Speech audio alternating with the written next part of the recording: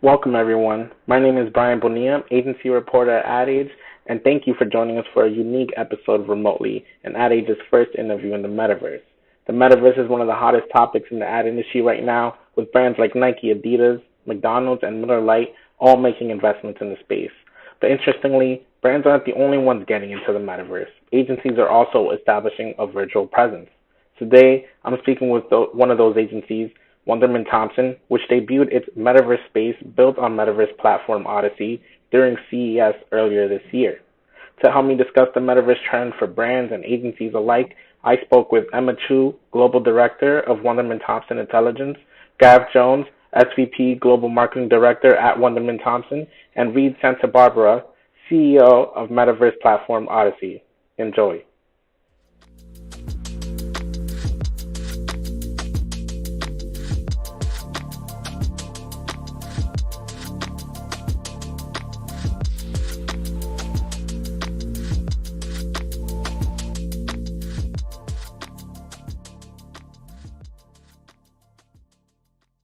Well, thank you guys for joining me.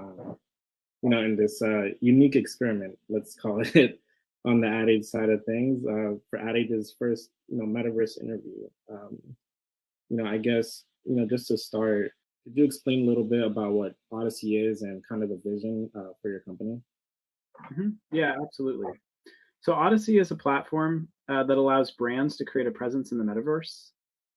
So what we're sitting in right now is a high visual fidelity environment that's being delivered through the user's web browser. So that means that any user that goes inside Odyssey, whether they're on a 5-year-old laptop or a brand new gaming PC, is going to experience the same level of visual fidelity. And so what that means for a brand is they know that their customers will have this very specific quality experience, no matter where that customer is entering the experience from and on what device. So for us, Odyssey is a platform to allow those brands to have that, not just any metaverse experience, but a metaverse experience that is comprehensive and of high visual fidelity. And, why do you think it's important to have that, high visual aspect to it? And I know it's, when I go about other metaverse platforms, it seems like the graphics are very different. Everyone has kind of their own style. So could you explain like why that is as well? Yeah, certainly. I think it's important for a platform like ours to give a brand the opportunity to not have to be relegated by the opinion of the metaverse platform. Okay. So when you're using other metaverse platforms, you're often relegated to a very specific visual design motif, like either kind of voxelized visuals or specifically lower fidelity graphics, because those experiences are not running through the browser, or if they are, they're running in a way that relies on local hardware. And with a tool like Odyssey, a brand doesn't need to worry about the opinion of its platform that's supporting its metaverse experience. It can deliver that experience exactly the way that their brand wants it to look. It's so interesting. And could you walk me through, I guess, how this partnership, and Gareth, I'd love to hear from you on this, how this partnership kind of came to be and kind of the steps that, one and took from, meeting with Odyssey to creating this space. Yeah, absolutely. So at its core, what Wunderman Thompson does really is create immersive experience for clients. So we've been working with the Odyssey team for quite a while now on how we can take advantage of metaverse-like environments to extend what we do into a new space. So we've had a few beta versions of the environment that you can see now for previous events that we've done. And they worked really well and just captured the imagination of our clients and our internal experts. So when CES came around earlier this year, and it became clear that not as many people would be able to experience CES and Emma's talk at CES, which was actually about the metaverse, we thought it would be a really good time and moment to create our own bespoke metaverse so that we could allow our clients to learn about the metaverse, which of course everyone was and still is talking about, in a virtual, engaging, experiential metaverse environment. So we started the conversation with Reed and the Odyssey team about what that space would look like, how we could design it, what the experience would be, and really created something from scratch, which was a fascinating experience to go through. And you were speaking about the space. You kind of debuted this partially on CES. What's kind of the feedback been since you debuted the space so far? The feedback really has been remarkable. I think everyone is intrigued by the metaverse and what is possible within these kind of environments. And I think even though metaverse has clearly become a buzzword, there's a lot of genuine interest from all kinds of brands around the world in what is possible in this kind of space. So, we've seen an overwhelming amount of enthusiasm from our clients, in fact, all over the world. And the number of people that have been coming into this particular space on a daily basis has been far greater than we imagined. And the client inquiries that we've had generally fall into two buckets. The first bucket centers on experiences and events. In other words, clients are hosting either an in-person event that they want a virtual translation of, or they're unable to host an in-person event and they want to do it solely in a virtual environment. So they're coming to us collectively to figure out how to do that. And the second bucket, which follows rapidly from the first, is brands thinking about how they can exist in the metaverse. So what is their brand? How does that translate into metaverse-like environments? What kind of experience can they create? And how should they exist in this new world? So what we've seen is it has gone very quickly from intrigue and interest through to how can we host a one-off experience in an environment like this, through to how could we potentially build our own and translate our brand into this new world. And Emma, before kind of you guys debuted the space, you also had the report that Wunderman came out on the metaverse. What were some kind of the takeaways from the report so far that you've come up with?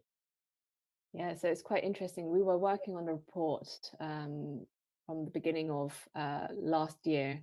And even from the moment we released the report in September of last year to now, there's just been so much pace on what's happening in the digital forum, different interpretations of the metaverse, where people lie when it comes to technology and tech behaviors. What's great for us and what's been really helpful is in the report, we were able to tease out, by speaking to various experts, what the metaverse is. So we were able to have a very precise understanding of different interpretations of the metaverse. And then as a result of that, come to our own conclusion. We were also able to test a consumer survey to get a very good pulse on where people were with the metaverse. So when we surveyed back in July, only 38% of people said they had heard of the term metaverse. I'm sure if we asked now, that would be very different, that stat that would come back. And of course, this was all before Facebook transformed to Meta, before a lot of big companies came out saying that they are metaverse companies, or any companies of any scale announcing that they are metaverse companies. So even just the word metaverse has become such an all-encompassing word when it comes to the digital forum. It's interesting to see how it's picked up and understanding the nuances of it as well. So it's been helpful for us with the report to really get ahead with all of the sort of noise that's out there, and for us to filter and have our own very unique perspective on it. And you touched on something interesting there. People are hearing about the metaverse, but I think there's still probably a learning aspect.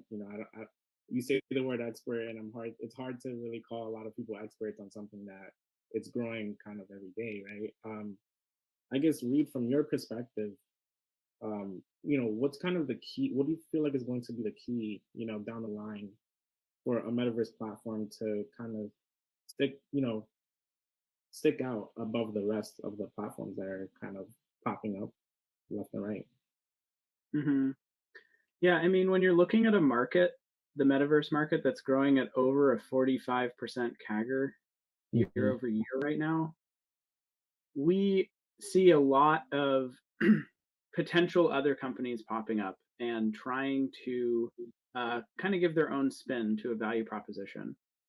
I think that what we have identified is interoperability is going to be a fundamental practice within virtual worlds that want to be metaverse compliant. And if we're thinking about the metaverse as the next generation of the internet, and the metaverse being the 3D layer of the internet, then when we really dive into what that is, to us, the metaverse is the interconnection of virtual worlds that can all be interoperable with one another. So when you think about a metaverse platform being really successful, I think it comes down to being able to have assets and experiences within one virtual world that can then be translated and taken to other virtual worlds.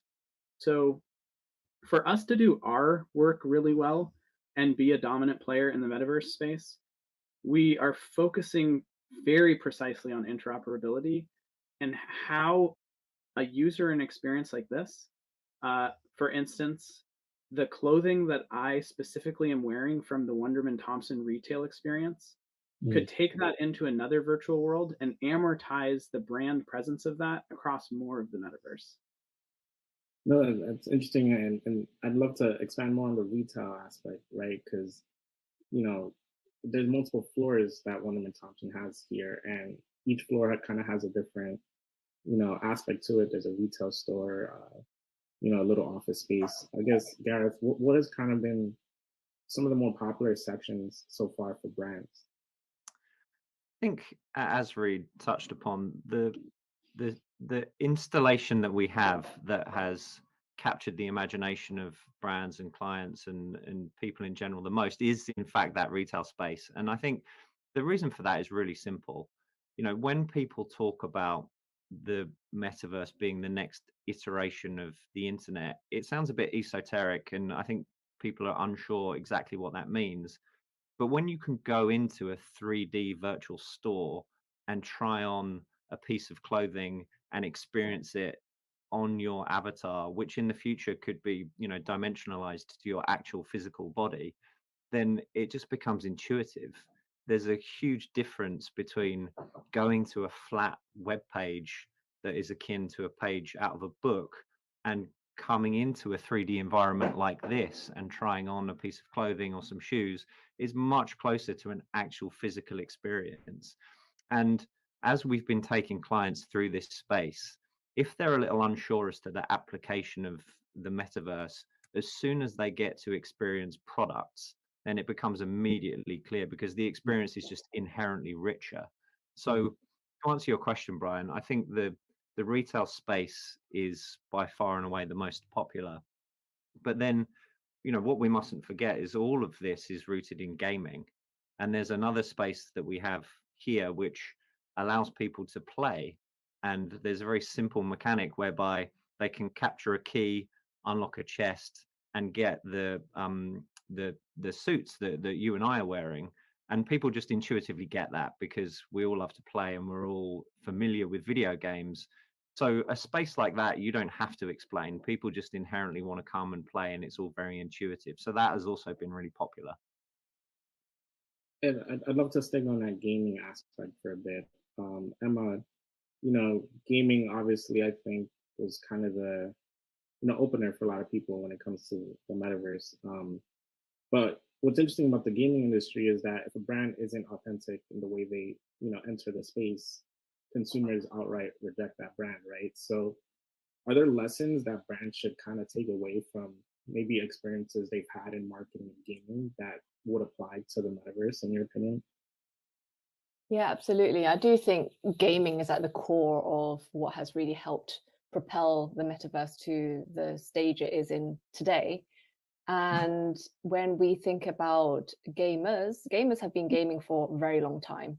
There may be new people to the space, but those who are very well acquainted with gaming, they've been doing it for a very long time. So if a brand or a sort of influential figure wants to suddenly stake their claim and say that they're part of it, they need to have credibility behind them. And this is no different to an influencer wanting to be influential on social media. They need to know the medium, they need to understand it, they need to gain credibility, and they need to gain a community that rallies behind them, that trusts them. So I do think trust, knowledge are key aspects of entering this space. And it's definitely something that we want to, when we speak to brands, we want to be very methodical and thoughtful about how they enter this space. So it's not just about, hey, everyone's dropping NFTs, so why don't you do a collection? We need to be a lot more considerate about that. We need to explain why we need to do something, when to do it, because there is a timing element. Yes, everything is happening, feels like it's happening really fast right now, but it doesn't mean everyone needs to react in the same way. It could do more damage at times. So we want to act accordingly, speedily, but accordingly as well, with certain brands that we're working with, and actually map out a long-term metaverse vision for them. Because as we're going about this, we're still learning and understanding where the metaverse could head. And I guess this is a core part of what my team does, is trying to track behaviors and sort of innovation to kind of get ahead of what we think will happen next. And then obviously bring that knowledge to brands to help them map out a sort of more long-term strategy. What does that, how do you kind of map out that strategy? Do you have some examples maybe of, and you don't have to name any specific clients, right? But just, do you have some examples of how that strategy could look? Yeah, well, nothing too specific, but for a lot of brands, they are also concerned about safety and security, for example. So what does that look like in the metaverse? We don't want to have the same issues that we had with the internet, where suddenly people are concerned about privacy. And therefore, we're already, as a team, putting together clear notes on what to look out for in the metaverse, and what we will help clients look out for, and what we're doing from our side. So, for example, if it is entering the NFT space, there's a lot of things that we will be uncovering and unpacking, down to the point of like, who owns the asset? Once it's sold, who do we want to be owning the asset? So there's a lot of things that we are considering and thinking about, and mapping that out. And that's just one aspect. So when I talk about NFTs, that's just one element of what makes up the metaverse. Virtual worlds is another thing. And then I guess if we bring in augmented reality, that's a whole other space. So it really depends on the ask and depends on the brand. There are those who want to do something that's smaller, on a smaller scale. And there are those who want to have a sort of map out a longer, wider vision. That's a great, thank you for that. And, Reed, I think what really interested me when I first kind of got into this space was kind of the little bubbles that, our audience probably sees above your heads, and the spatial hearing. So, if I'm too far away from you, I won't be able to really hear you. I kind of have to be close to you. Why are those elements important to this kind of space you're trying to create? Yeah, so it goes back to immersion and social presence. And the idea being that as we're having conversations with one another, we need to have those same visual cues that we would expect on, for instance, a video conference. And then, of course, if we were in person. And by spatializing the audio, it forces the user to experience the world in a way that they would the real world. So if I walk close to you, we can have a conversation. If we walk apart, we can't. And same with the video, right? As you walk away from somebody, your video fades out. As you walk closer to them, it fades in. The product team, led by my co-founder and our CTO, Maxime Long, has done an incredible job at taking these real world cues and figuring out how to bring them into the virtual world so that we can actually feel like we are persistent together. And as we're able to explore more in the realm of what Unreal Engine is bringing to the table with metahumans, we're going to see further ways of bringing our real world expressions directly onto our avatars. And at some point, we will see the need for a webcam to completely diminish, because looking at your avatar's face will have the same visual fidelity and reaction capabilities as me looking at your face in the real world. And I'd this question can be for anyone. Do you guys think this will replace Zoom calls at some point, and maybe the overall working environment as we see it, as we know it? I mean, I have a loaded response to that. I'm also curious what the others have to say. But my response is that there are kind of like two dominant sides to the metaverse product ecosystem right now. We see toolings that are future of work focused, and we see toolings that are more brand and experience focused. Great example of a future of work style metaverse application would be Microsoft Mesh. And those types of tools at one point will take over the equivalent of what somebody does right now on Microsoft Teams or similar.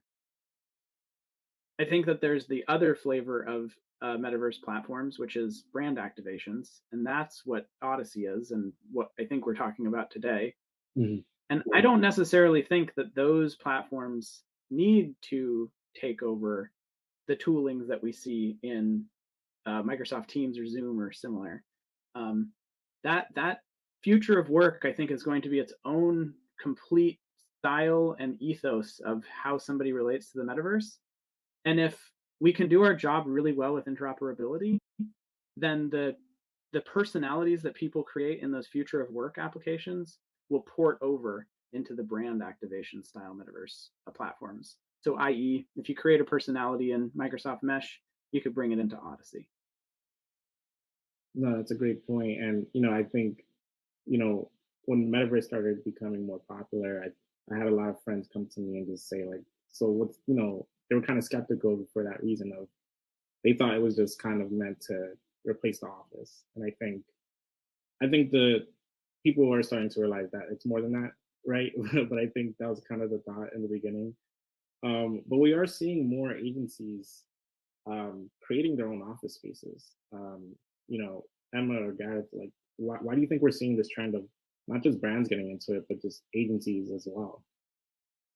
I think the role of agencies, and we're a great example of that, is to educate their clients as to what's possible and bring new thinking and new experiences. And, that's purely why we wanted to create our own space. So I think the more agencies that can get involved and showcase the new frontier of the internet to their clients, the better. I think, will this replace the working environment is an interesting question. I think it depends entirely on what you are trying to achieve from an experience like this. My personal view is, why would you want to recreate an office space that is bound by the limits of cost and physicality and architectural design when you could create something that is free from all of those things? And in that world, the role of agencies becomes even more interesting because there are no rules to the metaverse yet. There are no limits to what you can create. And moreover, there are no case studies. So the fundamentals of brand strategy and creative execution and customer experience and all the things that agencies are the arbiters for on behalf of their clients become crucial. So I think the more agencies that can get involved in this space, the better, because that's good for clients and it's good for innovation. But the kind of watch out is don't forget the fundamentals, because in this new world, you need to have a solid grounding in what you are trying to do for your clients. And Reed, I'd love to just get a sense of, what is a space like this? How long does that take for maybe your team to kind of help create versus, for example, like the sign, I guess that's behind you guys, the Ad Age sign, which is beautiful, by the way. How long does that take comparatively? Yeah, so the full environment that we're sitting in right now, from initial ideation with Gareth and our product team to delivery was 5 weeks. Now, within that process, we worked with Gareth and Emma on what the specific design cues were. This space is as Gareth started to mention at the beginning, this space exudes the brand ethos of Wunderman Thompson, and then the individual rooms are based on chapters from Emma's white paper into the metaverse. So we had a pretty significant framework to follow. And what was so interesting about the process is we were doing a one-to-one relationship to how do we take two-dimensional information, i.e. the white paper, and turn it into a three-dimensional experience. Mm-hmm. And so you could see that process being drawn out for like a year. Mm-hmm. But I think because of the time constraints, we were able to really solidify down that design process into a short amount of time. And with the underlying construct of a platform as Odyssey, which is meant to be able to build on top of very quickly, we were able to deploy this probably shorter than you would have expected. Now, to compare that with a sign like the Ad Age sign, you have to compartmentalize objects like this as three-dimensional objects. So your Ad Age logo is two-dimensional. Most brands right now don't just natively have a three-dimensional version of their logo. So our art department, led by Zach Bates, our creative director, same gentleman who led the creative on the environment we're sitting in today, worked with our art team to essentially extrude your logo into 3 dimensions. And then once the extrusion is done and it's created into an actual 3-dimensional object, it's imported into Odyssey and then uploaded into this live environment that is part of the Wunderman Thompson org that is on and active 24 hours a day. And what interested me as well was the avatar aspect, how it can, take a picture or your, of your face and just kind of zoom that into like your actual avatar. Will there be changes or like as this, grows, like what do you kind of envision for that, like avatar creation aspect for the Odyssey platform? Yeah, so we have a really unique combination going on right now. Mm-hmm. Our personalities, the avatars that you see right now, they're a combination of Ready Player Me heads and Metahuman bodies. Mm-hmm. And this is a very intentional step that we have taken. So Ready Player Me heads starts to solidify our goals of being interoperable, because Ready Player Me is used by thousands of other virtual worlds. So we know that we're going down the right path there. And the Metahuman bodies, they represent, in our opinion, the highest fidelity, or what will be the highest fidelity version of humans in the metaverse, i.e. avatar representations of yourself. And we're slowly building to that. So at one point, we will see, when we port over to Unreal Engine 5 and certain capabilities of the Metahuman heads become more possible, we will see a further realism introduced into our avatar heads that eventually will look just like you. And just quickly, could you explain like Ready Player Me? I want to make sure the audience fully gets it and understands. Yeah, certainly. So Ready Player Me is a third-party avatar creation system. Mhm. And Ready Player Me has done a brilliant job at integrating with other virtual world metaverse platforms so Mhm. that when you're building with Ready Player Me, you know you're building with interoperable assets. So Ready Player Me account means that somebody who creates their avatar using the Odyssey system could then save that avatar to their Ready Player Me account and use it in a third party virtual world metaverse platform. Great, thank you. And I just have a few more questions, but Emma, I guess moving forward now that you have the space, you have the report, I guess what's the next step for your intelligence practice as you continue trying to, be at the forefront of the metaverse, or at least the conversation about it? Yeah, so that's a great question, because this is something that we're also discussing internally as well. We're constantly monitoring and on the pulse of what's happening in the world beyond the metaverse as well. But it's such a hot topic and such a big space that we, even as an agency, want to be leaders in and be at the forefront of that. It's empirical. It's really important for us to continue to understand where it's heading, if a lot of things that we've already reported has been done, and if so, what are the next new trends happening. It feels like the lifespan of trends now is getting shorter and shorter increasingly, and we just need to be on top of where things are heading. So we are actually already working on a sort of follow-up mini metaverse report, where we want to just have a better understanding of dissecting where the metaverse is, even from the short time of releasing it in September to where we are now. Just the number of brand engagement, the number of companies and agencies now talking about it, now releasing certain things. Some great, some that we want to be part of, some that we want to do as well.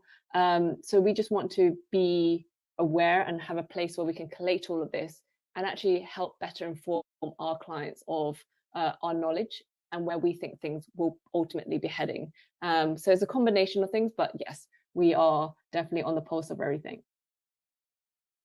And Gareth, now that you guys have this space, what are the possibilities, or what are the potential next steps that you can envision for Wunderman? Yeah, there's so much, Brian. It's almost limitless. But Reed has got a wonderful way of explaining the role of Odyssey in this new world, which is, and Reed, keep me honest, Odyssey becoming the WordPress of the Web 3.0 world. So within that environment, we as Wunderman Thompson want to be the first mover and the innovator on that ubiquitous platform. So to answer your question, there's a bunch of stuff that we're thinking about. First and foremost, how can we bring our clients into this space, as I was saying earlier, and showcase some of their brands and co-create with them? So we've got this ecosystem of our clients and brands, and something that reflects the way the metaverse will be. So create this microcosm in our little world of, as Emma was saying, some of the trends that we're seeing more broadly across the board. I think beyond that, how can we make this space a showcase for elements of Web 3.0? So we've touched on some of these already, but how can we start to bring in thinking and innovation around things like NFTs? And again, as Emma mentioned, that immediately leads to, well, how do we make these available? How do people pay for them? You then are very quickly into a kind of blockchain and cryptocurrency conversation, which pushes us right into the next phase of commerce. So that's something that we're looking at as we build out our own Web 3.0 expertise. And then on a perhaps more tactical level, we're looking at how we can use this space to engage clients around events in the marketing calendar, like Cannes. It proved very successful at CES. So, how can we potentially use this space to give people who might not be able to experience Cannes or Wunderman Thompson at Cannes, bring them into this environment? But crucially, it sounds like a bit of a cliche. We just want to experiment and have some fun, because Mhm. that's the main point of all of this. I think no one has any definitive answers. So, we want to encourage people to come in and play around and take from it what they want. Right, and just final, and if this is open to everyone here, if someone wants to learn about the metaverse, it's still maybe confused about its capabilities and what it is, like, what's kind of like the first step that you think a brand or even just one person could take to, familiarize themselves with this and Web 3.0 as well? Read Emma's white paper. Yeah, I was going to be very biased and say, download the report. Yeah, of course. Why not? Yeah. Yeah, I mean, do you guys have any final thoughts before I maybe wrap this up? No, I don't think so. I'd just add on to what Emma said. Read the white paper, and I don't want this to sound in any way self-promotional, but this environment's open to anyone. So come in and play around, and it's a free, open space with, without any sort of Wunderman Thompson reps or kind of sales drive. Just come in, play around, and see what you think. Yeah, and there's actually a lot of parts of the report throughout the entire building, right? Yeah, exactly. As we were saying, we created this to your question, Brian, to allow people to, excuse me, experience the metaverse in the metaverse. So this whole thing is supposed to be a learning experience, and we wanted it very much to be open. So, we can share the link in and around this video and just come in and play around. We'd love to know what you think. Awesome. Well, I want to thank all three of you for joining me for adding this first, metaverse interview. I hope, this experiment went well for you guys. I had a great time just speaking with you guys. So thank you again, and thanks to our audience for watching. Thank you. Thanks. Thank you. I'd like to thank my panelists once again for this very interesting conversation on a topic that won't be going away anytime soon. And if there are any viewers out there that are interested in learning more about this, AdAge will be hosting a free event on March 10th where we will discuss the metaverse and how brands can play a role in this virtual space. So if you're interested, please RSVP at adage.com/in-depth metaverse. Thank you and have a wonderful rest of your day.